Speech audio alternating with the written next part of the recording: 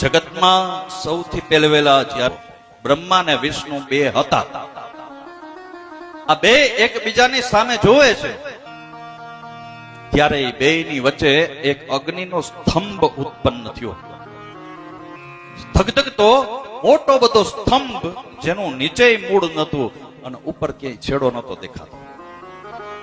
બ્રહ્માજી હંસનું રૂપ લઈ અને ઉપર ગયા છેડો ગોતવા. વિષ્ણુ ભગવાન વરાહનું રૂપ લઈ નીચે ગયા ગોતવા.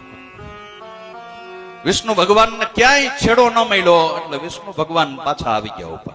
બ્રહ્માજી ઉપર જતા હતા ને એટલે ઉપરથી એક ફૂલ આવતું હતું, નીચે પડતા પડતા પડતા ધીમે ધીમે એ ફૂલ ને બ્રહ્માજી બે હામ હામા ભેટો થયો. એટલે ફૂલને કીધું ક્યાંથી આવે? એટલે ફૂલે કીધું મને ખબર નથી ક્યાંથી આવે, વર્ષોથી હું આમને હાયલું આવું. તો કે આનો છેડો ક્યાંય છે? છેડો આનો ક્યાંય છે જ નહીં સ્તંભનો. એટલે બ્રહ્માજીએ કીધું તો નીચે વિષ્ણુ ભગવાન છે એના કરતું ખોટી સાક્ષી પુરાવી દેજે કે આપણે બે છેડો મળી ગયો. ફૂલ કીધું કઈ વાંધો નહીં. આવ્યા નીચે બે. વિષ્ણુ ભગવાન ને બ્રહ્માજીએ કીધું તમને મૂળ મળ્યું? તો કે ન મળ્યું, આનો ક્યાંય અંત જ નથી. તમને મળ્યું? તો કે હા, મને ઉપર છેડો મળી ગયો. બ્રહ્માજી કે વિષ્ણુ ભગવાન કે કઈ રીતે માનું? તો કે આ રહ્યું ફૂલ. ફૂલને પૂછી લ્યો, ફૂલ મારા ભેગું જ હતું છેડ. વિષ્ણુ ભગવાને કીધું આનો છેડો મળી ગયો? ફૂલ કે હા મળી ગયો. જેવું ખોટી સાક્ષી પુરાવીને અગ્નિ સ્તંભમાંથી ભગવાન શંકર પ્રગટ થયા અને પહેલવેલો શ્રાપ ફૂલને આપ્યો કે જા, આજથી તારો કોઈ સ્વીકાર નહીં કરે. ફૂલ કેવડાનું ફૂલ હતું, તારો કોઈ સ્વીકાર નહીં કરે.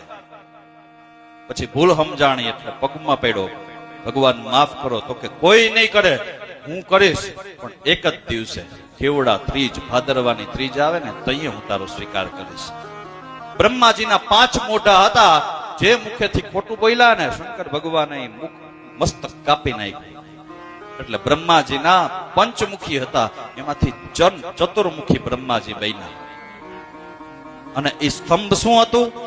શિવ પુરાણ કે છે કે સ્તંભ આ જગતનું સૌથી પહેલવેલું શિવલિંગ હતું.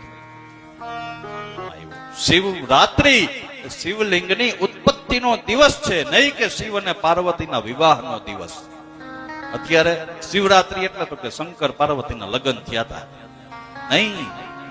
શિવલિંગની ઉત્પત્તિ થઈ હતી એ દિવસે, એટલે એને શિવરાત્રી કહેવામાં આવે છે.